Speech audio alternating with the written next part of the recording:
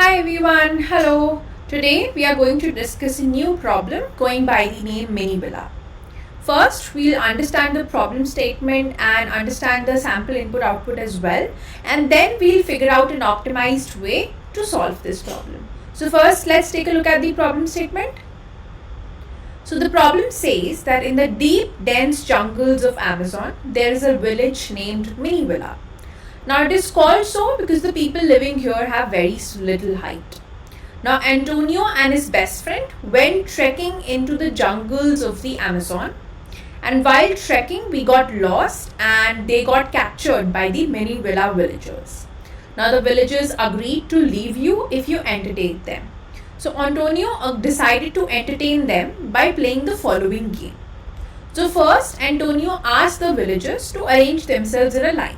So randomly the villagers, there are let's say n villagers, they are going to arrange themselves on the basis of their height. Okay. Now then he asked the villagers to cover their eyes with a black carpet so that they can't see anything. The villagers are going to cover Antonio's eyes. Okay. Now they are going to play the game in k phases. So essentially k phases here means k queries. Now Antonio asked the villagers to give him a random height h, okay, and for the first given height h, Antonio has to tell the first villager that is going to have a height h, okay. So let's say there are 10 villagers having the height from 1 to 10, Antonio gets a height 3, so he has to find out the first villager which is having a height 3. Okay, there can be multiple villagers with the same height also, so you have to identify the first villager having the required height. Now to make the game more interesting, the villagers whose position Antonio told basically move to the front of the line after every phase or every query, and you have to help Antonio so that he gives the correct answer for every phase. So let's figure out the input format. So first you are going to get two spaced integers n and k. Okay, so here n is basically denoting the number of villagers and k denotes the number of queries or phases that you're going to play for the game. And then after that what is going to happen is next line is going to contain n integers which will denote the height of each and every villagers. And remember that the villagers are initially going to arrange themselves randomly, like there's no ordering ascending or descending of height. Then the k spaced integers are given, which are basically the k queries or the k heights which Antonio is going to get. And then you need to print for each and every query or every phase, you have to tell the first villager which is having the height h. So you're going to have to print the index where that particular villager is with the required height h. And if there's no villager with a particular height, you just print -1. The constraints are also given, which we'll take a look at. The input is 5 and 5, which is n is the number of villagers, 5 is the number of queries. Each and every villager height given and arranged are 2, 4, 3, 1 and 1. And the 5 queries given to you are 3, 2, 1, 1 and 5. And for this, the sample output has been given. Okay, so let's take a look. Okay, and see how we can do this.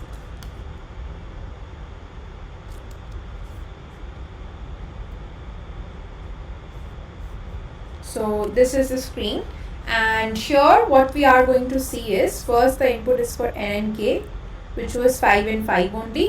Alright, then we had for all the villagers, which was 2, 4, 3, 1 and 1. If you want, we can take a look simultaneously as well.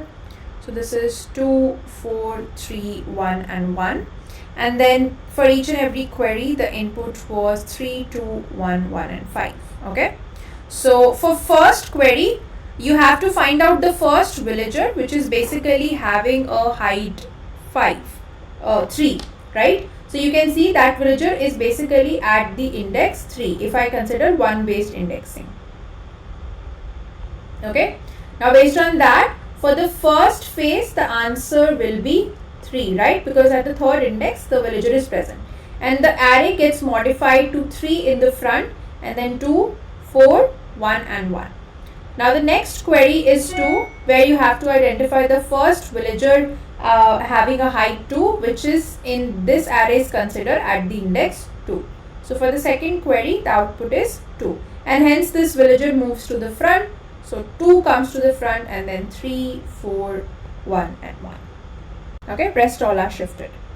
Now you have to identify the first villager having the height 1, which is at the index 4 over here. So you take the output 4. Okay. Along with that, now the array basically modifies itself to 1 coming to front, and then 2, 3, 4 and 1. Remember, there were 2 1s here, but you have to identify the first villager. The next query is where you have to identify the villager with the height 1, which is here directly at the first index. So the output is 1, and since it is already at the first index, you don't move anything at the front. Now last is with the villager with the height 5, and there is no villager in the entire array, or no villager exactly having the height 5. So you can say that the output is -1, and hence the final output is 3, 2, 4, 1 and -1. So you can see you have to provide output for each and every query, and you can see the sample output 1 is matching with what we found out as well. Alright, now that we know how the question works and what exactly is the problem statement, now we'll take a look at how we can effectively solve it. Now for solving this question, if you would just follow the problem statement, right, and if you just follow and play by the game, that's actually enough to solve this question. Okay, so what we'll do is, let's say the input array is 2, 4, 3, 1 and 1. Okay, now we're going to maintain 3 extra arrays here for some pre-processing. So there is one going to be an answer array, which will actually store the final answer for each and every query. Okay, for example, initially it will tell us the position of each and every element in the start. So if there are, let's say, 5 people, I will maintain an array. You can keep the size whatever you want based on your convenience, right? Now the second person is standing at the first position. Okay, so I will go to the second index and I will mark a 1 there. Okay, so indexes are actually the height of the people, and the value at that index is basically the position where the person is standing. I hope that's clear. Now we have 4. Now 4 is standing at the second position. So I'll go to the 4th index and I will mark it as 2. Okay. Now we have the person 3 who is standing at the 3rd index, considering 1 based indexing over here. So now in this I'll have the value 3. Now here you will have the value 1. Right. Now that means that the person 1 is standing at the 4th index. So I'll go over here and this. Now here I have the value 1 again. So what you will see is, initially all the values in the array are 0. So whenever you try to update the position for some person of a particular height, and if it is on already non-zero value, that means that person has already been seen, right? And you only need the first person of that particular height. So you can actually leave this. You don't have to update anything over here. Okay. So that's the purpose of the answer array. Okay. Then we will maintain a visited array also. So if you remember the problem statement, there was a scenario wherein you could get in a phase a particular height which was not a valid height at all. Okay, so for that we can maintain an extra array over here and basically mark 0 or 1. So 2 is a valid height, so I will mark it as 1. 4 is a valid height, so I will mark it as 1. 3 is a valid height, so I will mark it as 1. 1 is a valid height, so I will mark it as 1, and this is not concerned, and rest all values will be 0. So whenever you get a height in which the visited array is showing 0, that means it's not a valid height, right? There's no person who's actually existing with that particular height. Okay. Next, what we are going to maintain is, it's a top kind of an array. Okay. So now the purpose of the array is, it's a kind of like a 2-dimensional or a jagged array, in which at every position I'm going to store what all people are in front of me. Okay, let me give you an example. It also has indexes. Okay, so currently there's a person 2 and no one is in front of it. So for 2 the array would be empty. Okay, Now there is a person 4 in which only 2 is the person who is in front of him. So I'll just add 2. Okay. Now there is a person 3 and he has 2 and 4 in front of him. Okay. So at the 3 I will maintain 2 and 4. Okay. Now there is a person 1 who has these people in front of him. So at the first index I will store this. Okay. And so on, like 1 is already there. Rest all will be empty arrays only again. Alright. So these are the 3 arrays that we are keeping. I hope the purpose of each and every array is also clear. Okay. Now let's say we start getting the k phases or the k queries. Now let's see how these arrays would change. Okay. Remember one thing. Let's say in the input, if you have like, let's say 2, 4, 3, 1 and 1. Okay. And let's say you get an input for value 3. Okay. So whenever you get an input for value 3 and when you shift it to the front, okay, the people at the back of 3, their position is not changed. They are still here. So whenever you have a query, you find a person of a height and you move it to the front, only the person in the front of him are moved one step behind, correct? The people who are behind the person who has been queried, their position is effectively not changed. Okay. So this is very important that you need to know about, right? And don't forget this part as well. So that is why we're going to do the same thing. So let's say in the first query you get 3. Okay. Now the first position of 3 can directly be received from the index. So go to the, if the input is 3, go to the third index in the answer array and the answer is 3. Very simple, right? But you need to prepare for the next query as well. So you need to do some changes. What all changes are we going to do over here? Visited array will remain same because it just is telling what all values and what all persons have visited, right? The changes are going to be in the answer and in the top array. Okay. So what will happen is I will go to the third index. Okay. And for the third index, the people in front of 3 were 2 and 4. And I already told you that whenever a person is queried and he comes to the front, he or she comes to the front, only the people in front of him are shifted by 1 step, correct? So what will happen over here is only 2 and 4 will be shifted. So what I will do is in the answer array, I will go to the 2 index and I will go to the 4th index and I will do a +1 to their values. So here it will 2 and here it will be 3, which is correct also, right? Because now the array has actually been changed to 3, 2, 4, 1, 1. So 2 and 4 have been shifted. The person who was queried, his position would change to 1 because he or she has come to the front. Now the changes needs to be done in the top array also. Now here we already know, so top array purpose is that who all people are in front of me to be changed. Okay. Apart from that, what I will do is, because some people have come to your front who were not there earlier, so at the 2 and the 4th index in the top array also changes will be there.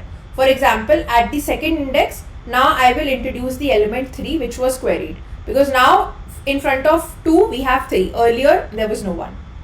Then in front of 4 also we have introduced someone. So what I'm going to do is I'm going to add an element to this array. Alright, you can add it in the front, you can add it in the back, that's perfectly your choice. But yeah, this is how you have to do it. Clear to everyone?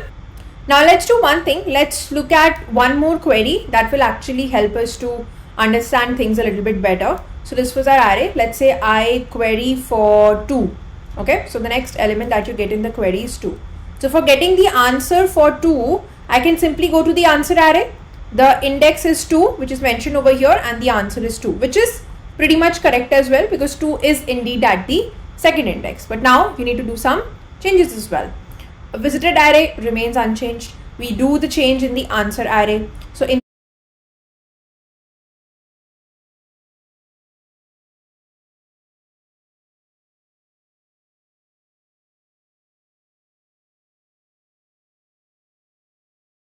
correct, and that is what happens actually as well, because 2 comes in front and this is the output array.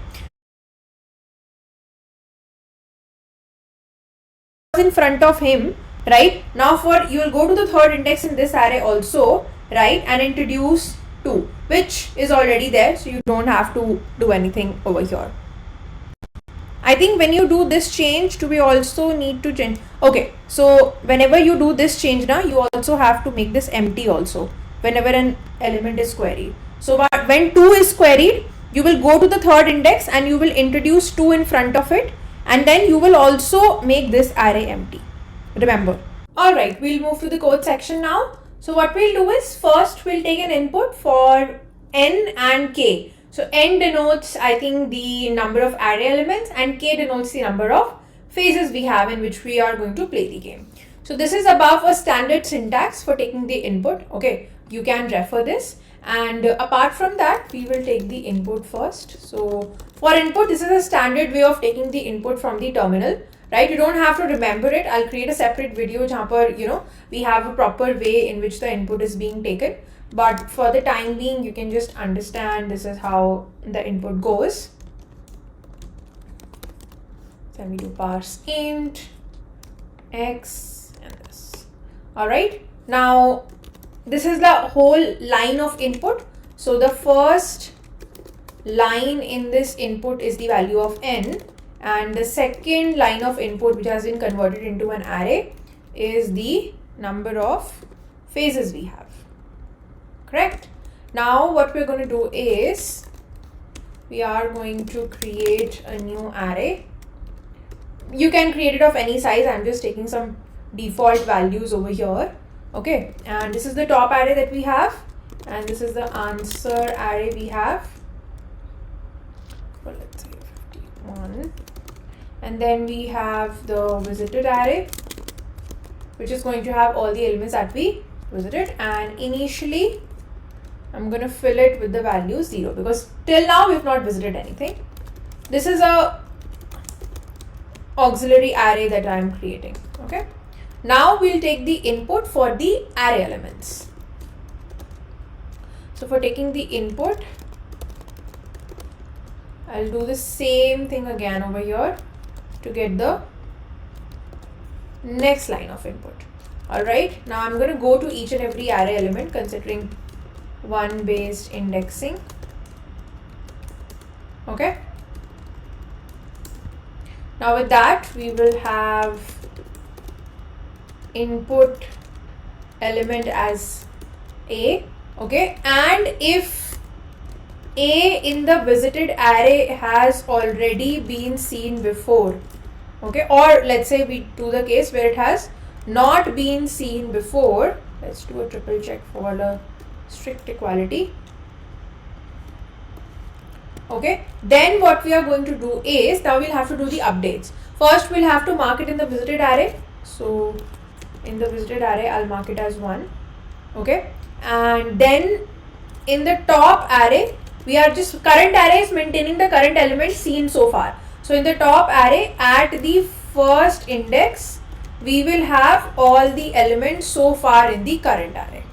I think it's with triple dots.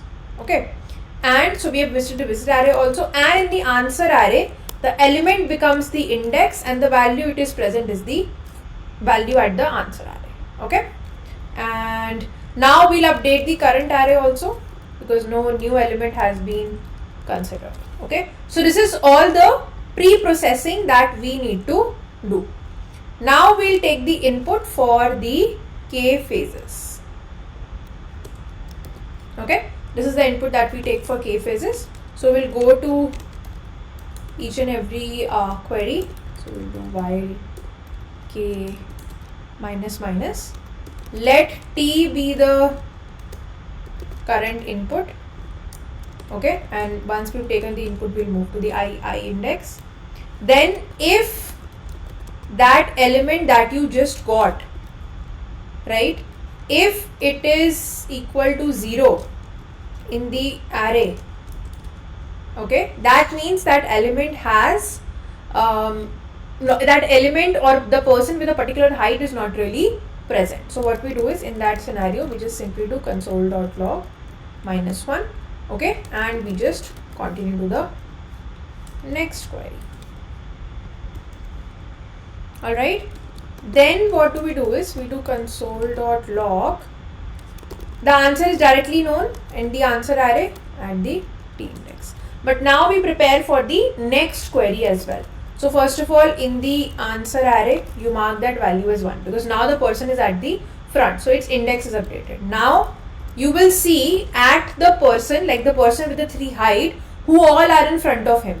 The people who are in front of him are at this index in the top array.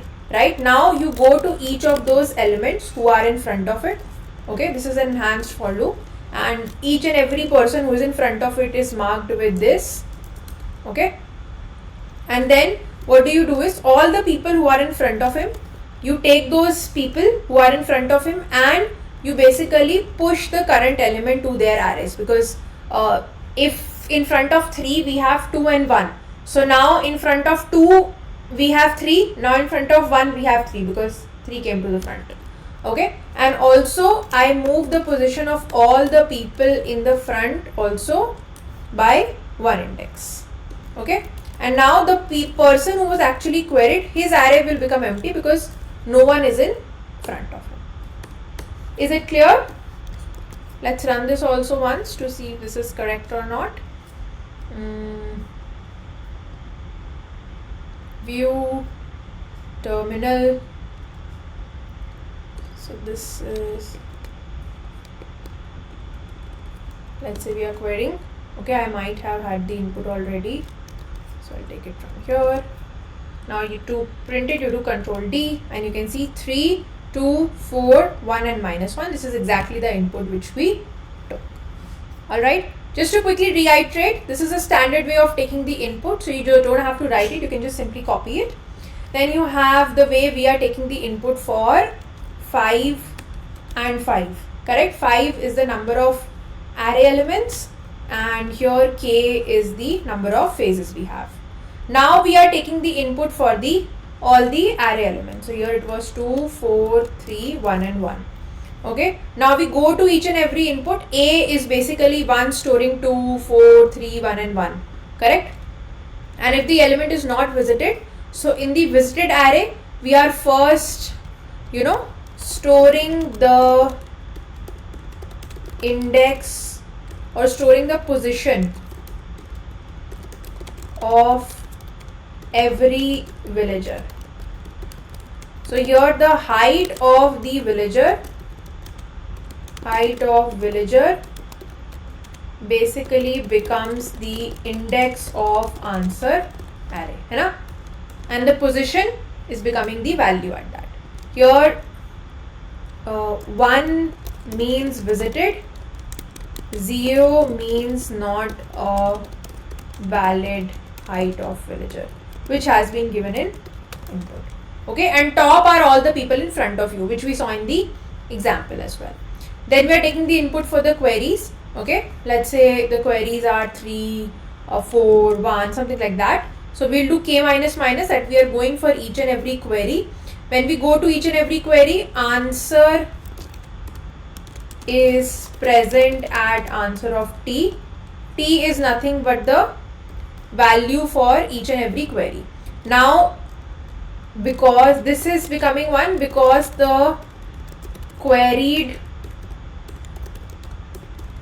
height is moved to front, correct?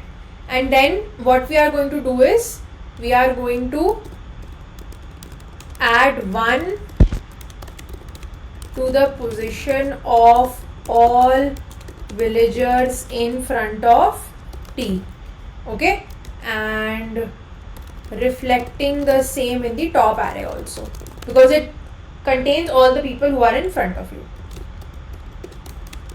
How do you know all the people who are in front of you? It is present at this index, and then this becomes 0 because t is moved to front.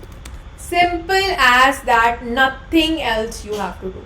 Alright, so I hope the question is clear, and I hope I was able to help you understand how this effectively question works, right? And we've seen starting with the question, then we saw the approach for solving this question, and then we implemented this approach as well. So thank you guys so much for taking the time to look at this question, and I will meet you in the